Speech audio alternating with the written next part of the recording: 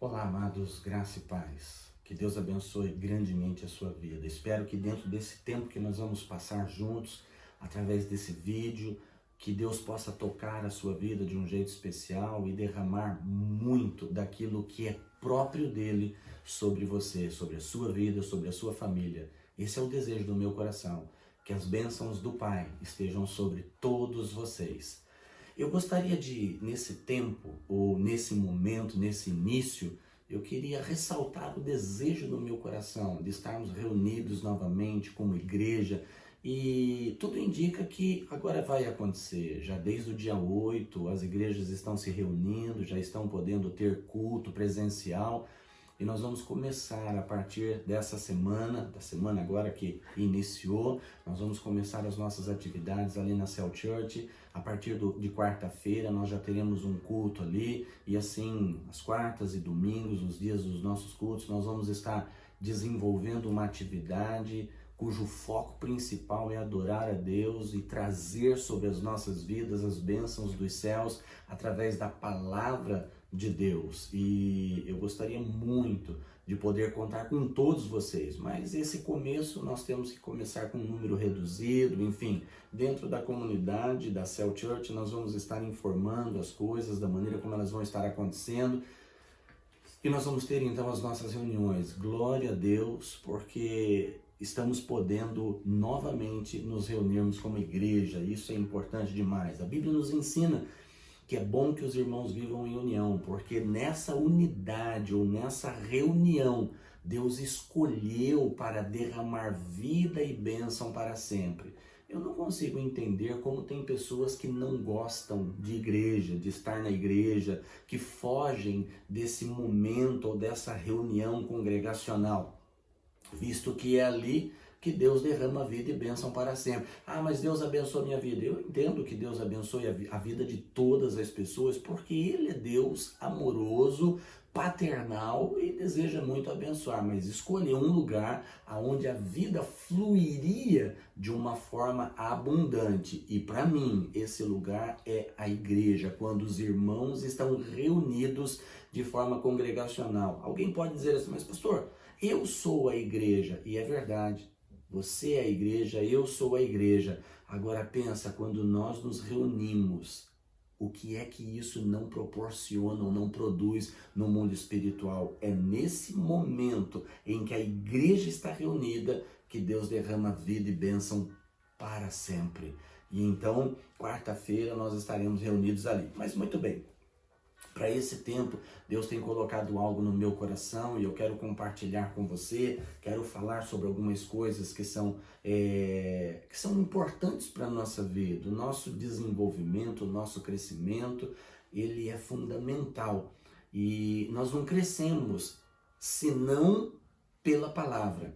Ou seja, o crescimento que nós almejamos, o crescimento que nós buscamos é um crescimento de conhecimento, que a palavra é, na verdade, a base para tudo isso. Então, eu queria começar falando sobre algumas coisas importantes com você dentro da palavra de Deus. Muito bem.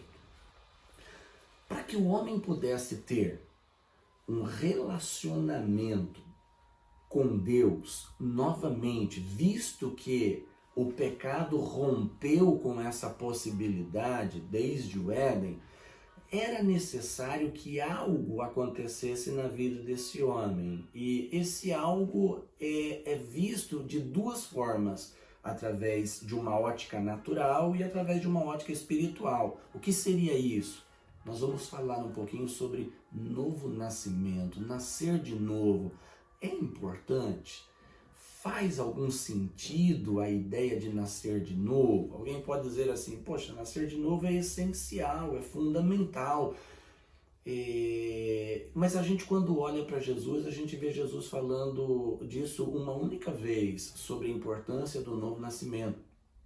E ele fala sobre isso, e nós podemos ver sobre isso no livro de João, a partir do capítulo 3, onde Jesus ele está falando ali com um dos principais da sinagoga da época, que era Nicodemos. Mas antes da gente chegar ali, eu preciso construir um pano de fundo para você entender. Quando Deus cria o homem, ainda lá no começo, no Éden, havia entre Deus e esse homem que ele criou um relacionamento pleno, um relacionamento perfeito. A Bíblia diz que todos os dias, na viração do dia, Deus se manifestava ali no Éden, eles caminhavam juntos, sabe? Para mim, eu consigo ver ali naqueles relatos que havia uma cristofania, uma manifestação física de Deus no Éden para esse relacionamento com esse homem que ele havia criado. Deus, tudo que ele deseja a partir da criação do homem é ter com esse homem um relacionamento saudável e um relacionamento em plenitude. E aí eu entendo que relacionamento em plenitude, pleno, só é possível com seres da mesma espécie. O homem pode ter um bom relacionamento com o seu bichinho de estimação, um relacionamento saudável? Até pode, mas a gente pode chamar esse tipo de relacionamento de um relacionamento pleno? É óbvio que não. Relacionamento pleno significa você suprir as expectativas do outro e o outro suprir as suas expectativas de forma plena. Nós temos um bom relacionamento com um animalzinho de estimação? Sim, mas é um relacionamento limitado. Ele proporciona alegria para você e você para ele? Sim, porque a alegria de um vai gerar no outro uma satisfação, uma alegria também. É tão bom quando você chega em casa depois de algum tempo fora, e quando você abre o portão da sua casa, você tem um cachorrinho, ele vem, ele pula, ele festeja, ele fica feliz, ele faz coisas que deixam você feliz com a receptividade que ele tem ali para você naquele momento. Então, gera um relacionamento. É algo gostoso, é algo bom, é algo até um tanto prazeroso, porque proporciona uma felicidade interna que se manifesta naquele momento. Mas é um relacionamento limitado, porque se por alguma razão você tiver alguma dúvida, algum questionamento, de nada vai adiantar você perguntar para o seu bichinho, porque ele nada vai poder dizer para você que venha satisfazer as suas expectativas a nível de informação mediante as suas dúvidas. Então esse relacionamento, por mais maravilhoso que seja, ele é um relacionamento limitado. E Deus, ele não criou um homem para gerar com ele um relacionamento limitado. Criou um homem para gerar com ele um relacionamento de plenitude. Agora, acompanhe a ideia comigo. Para que esse relacionamento fosse pleno, era necessário que os dois se relacionassem dentro de um âmbito onde haveria igualdade entre as duas espécies, para que o relacionamento pudesse ser satisfatório. É óbvio que nada o homem poderia acrescentar em Deus, porque Deus é o Criador, mas Deus poderia acrescentar tudo ao homem. E essa possibilidade é que gera em Deus a alegria no relacionamento. E ser acrescentado por tudo aquilo que Deus pode proporcionar é o que gera alegria no nosso coração. Mas a verdade é, o homem era puro, perfeito, e Deus perfeito e puro como sempre foi e sempre será. Na viração do dia, se Deus se materializava no Éden, volto a dizer, é o que eu particularmente acredito, e dentro dessa materialização os dois desenvolviam um bom relacionamento, caminhavam juntos, olhavam-se, tocavam-se, eles desenvolviam esse relacionamento, eles conversavam, falavam sobre muitas coisas, mas num dado momento o pecado vem e interrompe. Porque Deus havia determinado que no dia em que o homem comesse do fruto da árvore do jardim, aquele que era do conhecimento do bem e do mal, o homem iria morrer. Mas a palavra morrer na Bíblia não significa término, não significa fim. A palavra morrer no contexto bíblico em que ela foi aplicada ali, ela significa separação. No dia que você comer desse fruto, você vai separar-se de mim. Vamos entender, Deus é fonte de vida. Separar-se de Deus é perder o direito de continuar vivendo. Aquele contexto de vida absoluto e pleno. E aí o que ocorre é, o homem come do fruto e a separação acontece. A partir do momento que o homem tornou-se desobediente e o pecado entrou no coração do homem, o relacionamento que o homem vem a ter com Deus a partir daí deixou de ser um relacionamento pleno, porque a espécie do homem agora é diferente da espécie de Deus. A espécie de Deus é pura, a espécie do homem agora é uma espécie contaminada pelo pecado. Então o relacionamento passou a acontecer de uma forma que deixava muito a desejar, tanto para Deus quanto para o próprio homem. O relacionamento agora se tornou uma coisa à distância. Deus nunca quis esse tipo de relacionamento. Então Deus vai procurar um meio de fazer com que esse relacionamento venha a ser restaurado entre Deus e o homem, entre o homem e Deus. Aí eu quero entrar com você num versículo bastante interessante do livro de João, para começar no capítulo 1, a partir do versículo 2, que vai nos dizer o seguinte, diz assim, olha, capítulo 1, João, versículo 12. Mas a todos quantos o receberam, deu-lhes o poder de serem feitos filhos de Deus, aos que creem no seu nome. Versículo 13. Os quais não nasceram do sangue, nem da vontade da carne, nem da vontade do varão, mas de Deus. Ou seja, aqui a gente vê que Deus está estabelecendo um critério para que o homem pudesse voltar a ter com ele um relacionamento em plenitude. Aí eu diria assim, e é interessante porque Deus vai chamar esse critério, esse novo nascimento, de filiação, ou seja, mas a todos quantos o receberam, deu-lhes o poder de serem feitos filhos de Deus. Ou seja, ser filho de Deus, porque é bom até para desmistificar um pouco das ideias religiosas que tem por aí, onde as pessoas dizem que todo mundo é filho de Deus, e a gente com uma certa frequência faz essa afirmação.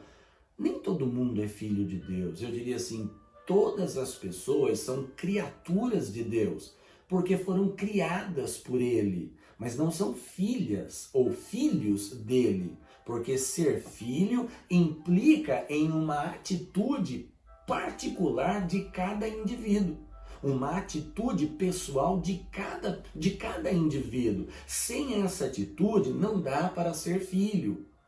A pessoa ainda é e sempre será uma criatura. Ser criatura é uma realidade para todo ser humano, porque foi criado por Deus. Mas nós podemos subir um degrau, podemos crescer, podemos ascender, podemos de alguma forma melhorar a nossa condição, tornando-se filho. E isso implica em uma escolha, em uma decisão.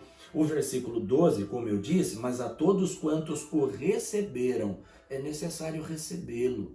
Sem recebê-lo, nós não podemos nos tornar filhos. Ser filho implica em receber. Aí tem uma coisa interessante, está falando sobre receber alguém. Receber quem? Se você lê os versículos que antecedem a esse que eu acabei de ler, você vai ver que está falando sobre Jesus.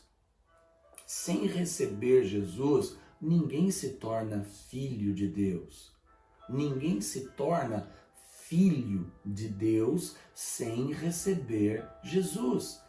Não sou filho porque frequento uma igreja, não sou filho porque pertenço a uma religião, a um segmento religioso. O fato de você estar dentro de uma religião, pertencer a uma religião, um segmento religioso, não faz de você um filho. Você ainda é uma criatura. O que torna alguém filho é receber, é aceitar Jesus. Vamos pensar, lá no Éden havia um relacionamento entre Deus e o homem que ele havia criado. Poderíamos dizer assim, ali havia uma paternidade, uma filiação estabelecida dentro do nível de relacionamento que acontecia. Muito embora em nenhum momento lá no Éden nós vamos entender ou vamos ter ali uma revelação, vou dizer uma revelação, está revelado, mas nós não temos nenhuma afirmação de que era pai e filho se relacionando, mas era o Criador e a criatura relacionando-se a nível de paternidade, de filiação. A questão é que o pecado rompe com isso e coloca uma dificuldade nesse relacionamento. Agora, aqui nós podemos ver que Deus está restaurando aquele projeto original, mas endossando de uma forma muito interessante, trazendo a revelação da paternidade para conosco. Trazendo essa revelação, nos tornamos filhos quando aceitamos, quando recebemos Jesus na nossa vida.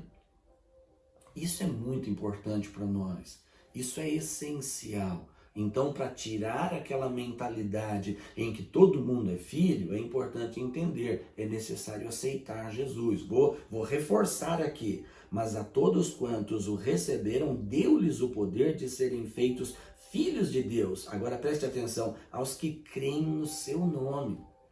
Se eu não creio no nome de Jesus, e crer no nome significa crer na pessoa, e crer na pessoa significa crer naquilo que a pessoa tem disseminado, aquilo que essa pessoa tem ensinado, caso contrário eu não creio nele. Se eu creio no que ele tem ensinado, então é o que ele tem ensinado que vai fazer parte da minha vida, que vai de alguma forma direcionar o meu viver. Se o meu viver não é direcionado por aquilo que ele ensina, é porque eu não creio no que ele ensina. Se eu não creio no que ele ensina, é porque eu não creio nele, eu não creio no nome dele. É porque eu não o recebi ainda como meu Senhor e como meu Salvador.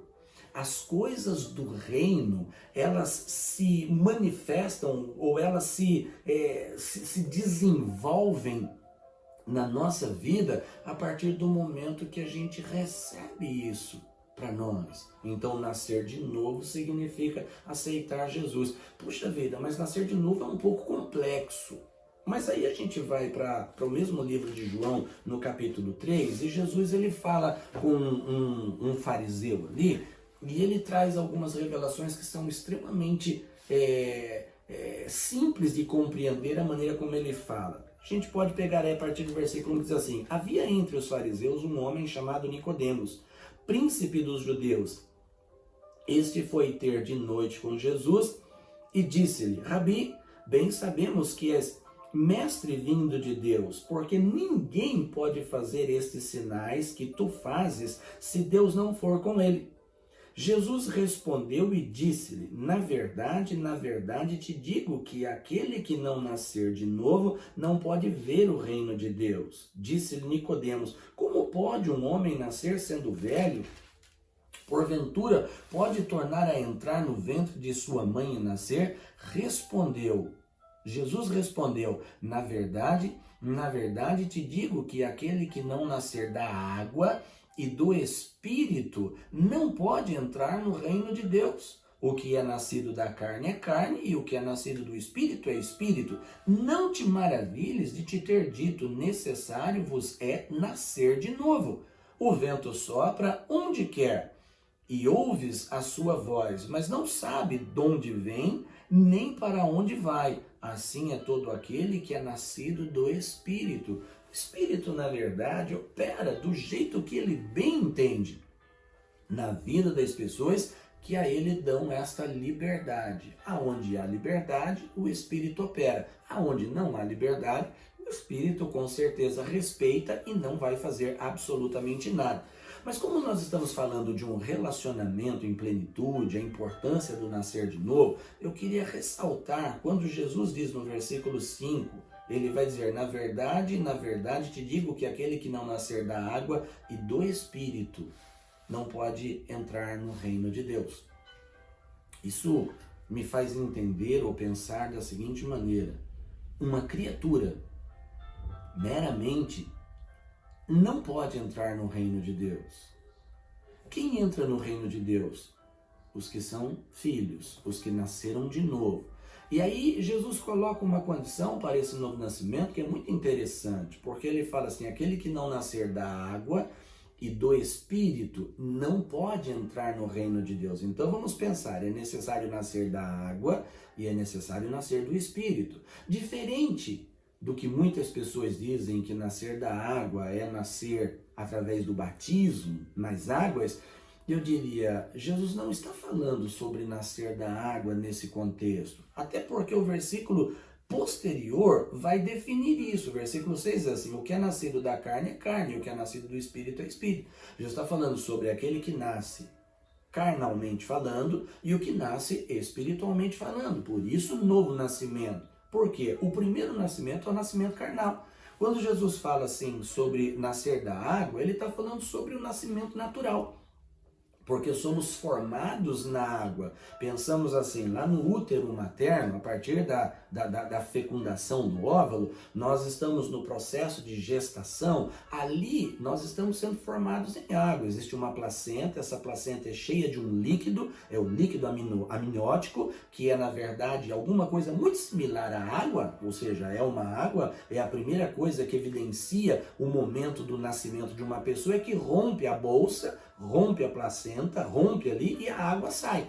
Quando essa água sai, está evidente que o ser que está sendo formado está pronto para nascer. Então, aquele que é nascido, é necessário nascer da água, que é essa formação existencial do ser humano, ainda no útero materno, formado em água. Esse é o nascimento pelo qual todo mundo passa. Ninguém existe sem ter passado por esse nascimento, sem ter formado, sem ter sido formado a partir daí. Mas é necessário nascer de novo. E aí Nicodemos até questiona Jesus: mas como pode um homem sendo velho voltar a nascer? Pode porventura entrar no ventre de sua mãe e tornar a nascer novamente? Não é sobre isso que Jesus está falando. E às vezes é isso que confunde a cabeça de muita gente ainda. Então vamos pensar: o primeiro nascimento é o nascimento natural. A partir dali nos tornamos indivíduos, pessoas nascidas nesse mundo, mas agora precisamos de um novo nascimento. Esse novo nascimento tem a ver com o nascer espiritual. Esse novo nascimento é a restauração daquilo que aconteceu lá no Éden. Lá no Éden, o que rompeu o relacionamento entre Deus e o homem, entre o homem e Deus, foi um ato de desobediência do homem para com a palavra de Deus. Deus disse: não coma do fruto, e a decisão do homem foi desobedecer: eu vou comer do fruto. E quando o homem come do fruto, o que acontece? Ele morre, e morte significa separação. Eles estão agora separados. O que Deus está colocando aqui é o caminho através do qual nós podemos restaurar a nossa comunhão, a nossa união com Ele. É necessário nascer de novo. Nascer de novo é um ato de obediência para com a palavra de Deus.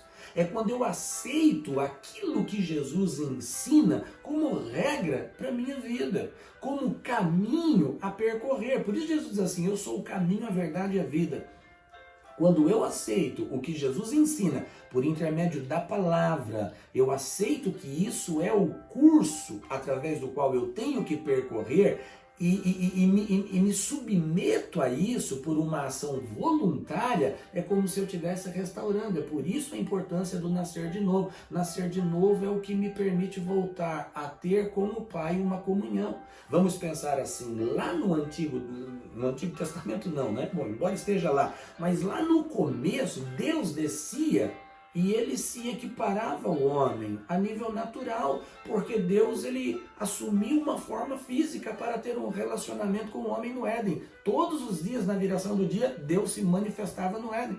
Agora Deus não pode mais manifestar-se no nosso meio, porque o pecado faz parte da nossa, vamos dizer assim, da nossa natureza. Então Deus não pode mais fazer como ele fazia antes. Vir na sua plenitude e estar conosco. Então o que Deus faz? Ele nos busca para que possamos subir ao nível dele. Qual é o nível de Deus? Deus, ele vinha para o nosso nível físico. Ele assumiu uma forma para um relacionamento conosco. E agora? Deus quer que a gente desenvolva com ele um relacionamento no nível dele. Qual é o nível de Deus? Espírito. Nós somos seres espirituais.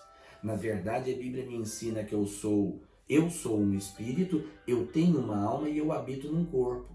Você é um espírito, tem uma alma e habita num corpo.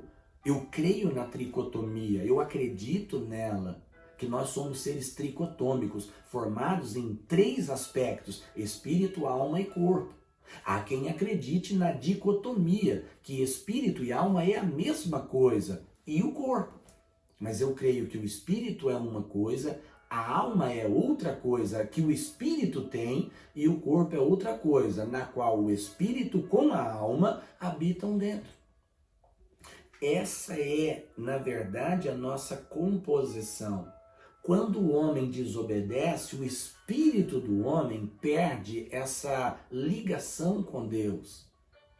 E quando o homem decide obedecer, que é a ideia do aceitar Jesus, esse espírito que havia perdido a ligação com Deus, ele recupera essa ligação com Deus. Mas escute, agora não é Deus que vem no nível do homem, é o homem que sobe no nível de Deus. É algo tão maravilhoso que Deus está fazendo, e eu particularmente acredito que o que ele nos proporciona é superior ao que existia no Éden para com o homem em relação a ele, Deus, porque o homem não subia no nível de Deus, Deus descia no nível do homem.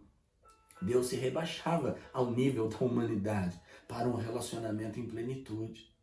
Agora hoje nós subimos no nível de Deus. Parece até absurdo falar dessa forma, onde já se viu o homem subir no nível de Deus? A verdade é que nós subimos no nível dele quando nós estamos em Jesus. Sem Jesus nós somos criaturas, meramente seres humanos, cheios de defeitos e falhas dentro da nossa humanidade. Mas quando nós recebemos Jesus, o pecado é perdoado em Jesus. A nossa vida é restaurada em Cristo Jesus. Nos tornamos novas criaturas em Cristo Jesus. Por isso que a palavra diz, assim que se alguém está em Cristo, nova criatura é. As coisas velhas passaram, agora tudo é novo. Nova criatura. Isso quer dizer uma criatura que recebeu, que ganhou o direito da filiação. Agora, Deus não é apenas Deus desta pessoa, embora ele nunca deixará de ser Deus, mas ele agora, como Deus, também assume uma postura, um posicionamento paternal. Ele é pai dessa criatura. Então ele leva essa criatura para o nível dele. Dá para entender? Ele traz essa criatura para junto dele. A essência dele é compartilhada com essa criatura. Ela não é apenas uma criatura, mas passou a receber da essência do Criador. Isso quer dizer, ele eleva essa criatura para um patamar, para um nível diferenciado. O novo nascimento, que significa estar em Jesus, nos coloca num patamar diferente da nossa vida. Sabe, viver nesse patamar diferente significa ter direitos diferentes em relação às outras pessoas. Mas olha, Deus não faz acepção de pessoas. É verdade, é por isso que a salvação está disponível para qualquer um. Talvez você esteja me ouvindo e nunca fez a escolha de aceitar Jesus como teu Senhor e Salvador. Ainda não deixou de ser meramente uma criatura de Deus, cuja misericórdia dele está sobre você. Mas você não tem os mesmos direitos que os filhos possuem.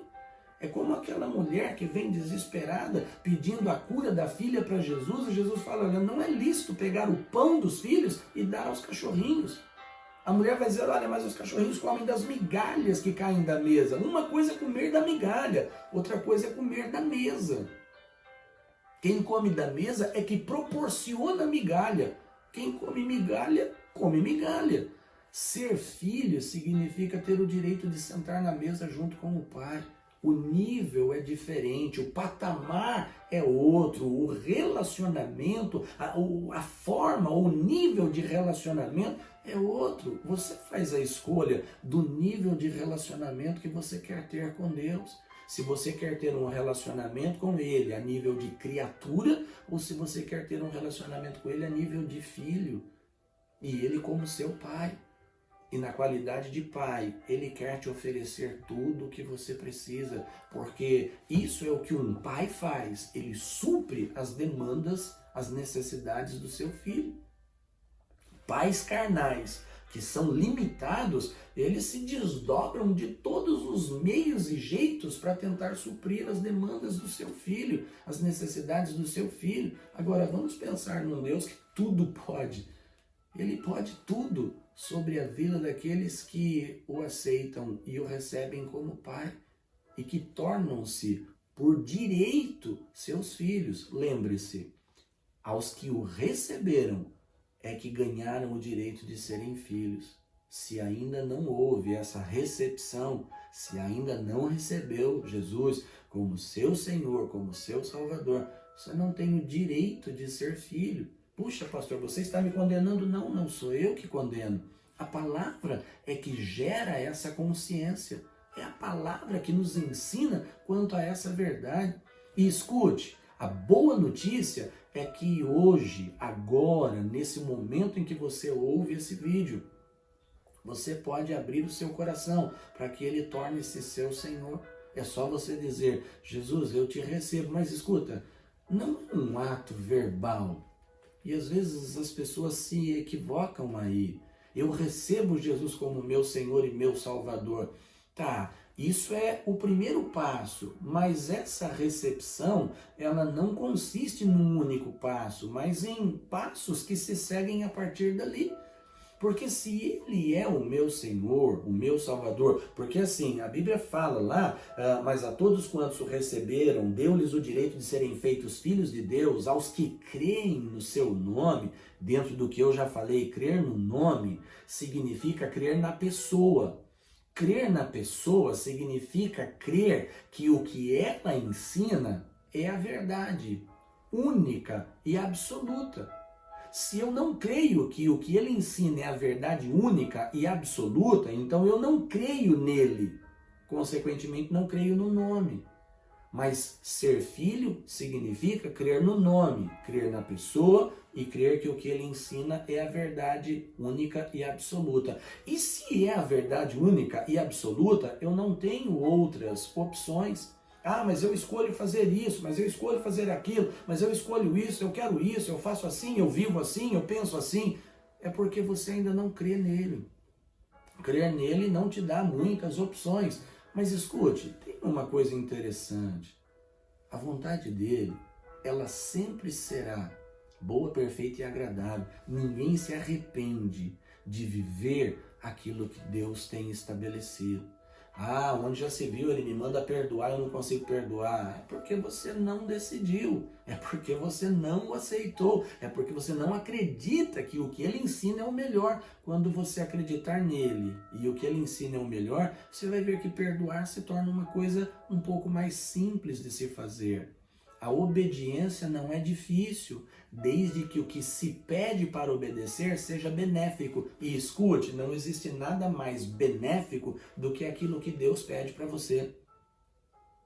Às vezes a gente tem algumas ideias de coisas boas para a nossa vida, mas às vezes o que para nós parece ser bom não é. A própria palavra nos ensina quanto a isso. Há caminhos que para o homem parecem ser bons, mas o final deles é caminho de morte. Porque o que nós entendemos no que diz respeito ao que é bom é extremamente limitado. Aquilo que a gente imagina desde o momento em que a gente concebe a ideia até a execução. Muitas coisas dentro daquilo que o nosso coração enganoso pode proporcionar, com certeza vai gerar coisas danosas para a nossa vida. Mas o que Deus tem para nós é maravilhoso. Então, receber o que ele tem para nós é o que faz sentido. Então, nascer de novo significa aceitá-lo e permanecer na direção daquilo que ele tem nos ensinado, daquilo que ele tem nos proporcionado. Sabe, o que Jesus nos ensina sobre entrar no reino implica em nascer de novo. E você, tanto quanto eu, precisa do novo nascimento. Receba Jesus na sua vida. Deixe ele entrar no seu coração. Alguém pensa assim, mas como que eu recebo Jesus? Jesus é a palavra de Deus. Recebe os valores, os princípios, recebe as instruções que estão contidas na sua palavra, nos seus ensinamentos. Recebe isso e aplica isso na sua vida. Isso é Jesus. Isso é Jesus em você.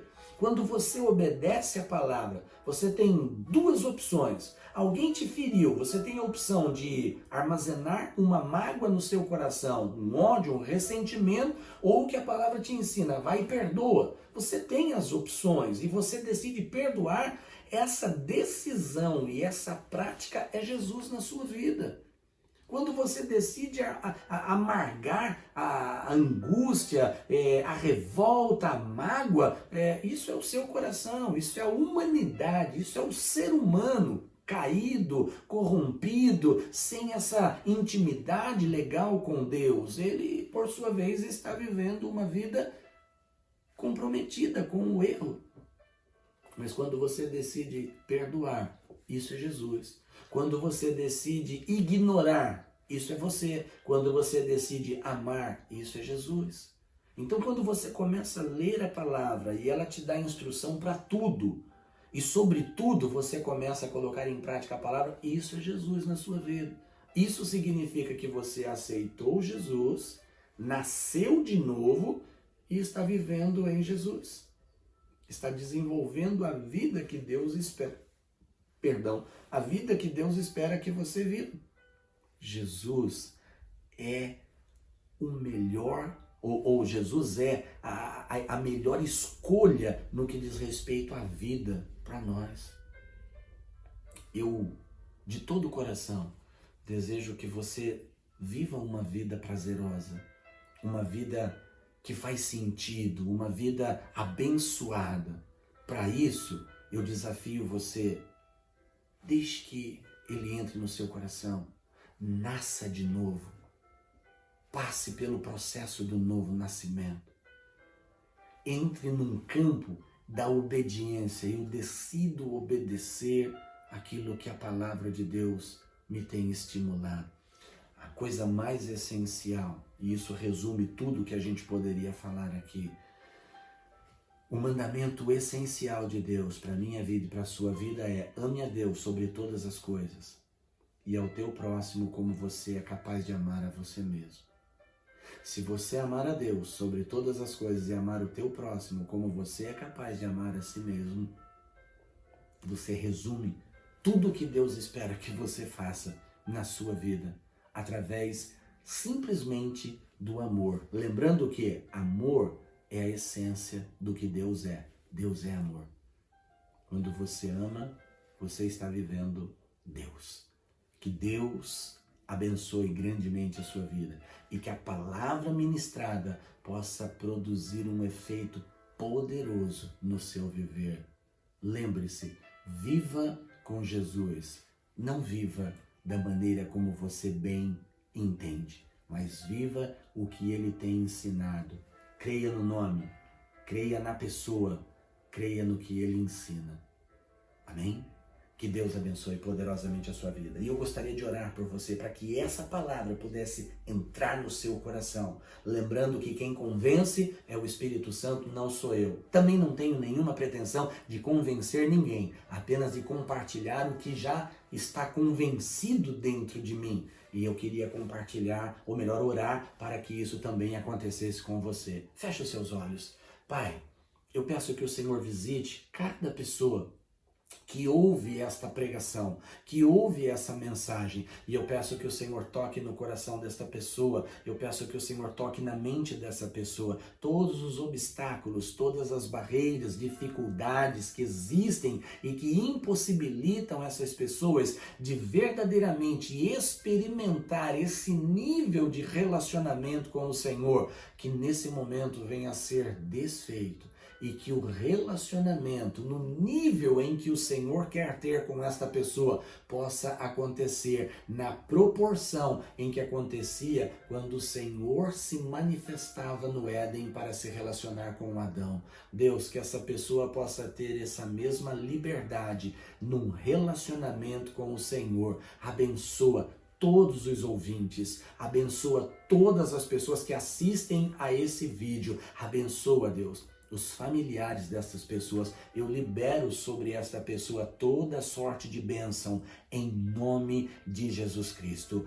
Amém e glória a Deus. Que Deus abençoe poderosamente a sua vida. Lembrando, Olhe na descrição desse vídeo. Lembre-se, você também pode abençoar as nossas vidas e abençoar o nosso ministério. Na descrição do vídeo existe ali um caminho através do qual você pode nos abençoar. Abençoe-nos com a sua oferta dentro daquilo que o Espírito Santo colocar no seu coração. Que Deus multiplique e prospere generosamente a sua vida, pois assim eu peço em seu favor, no nome de Jesus. Que Deus abençoe a todos. Fiquem todos com a paz do Senhor.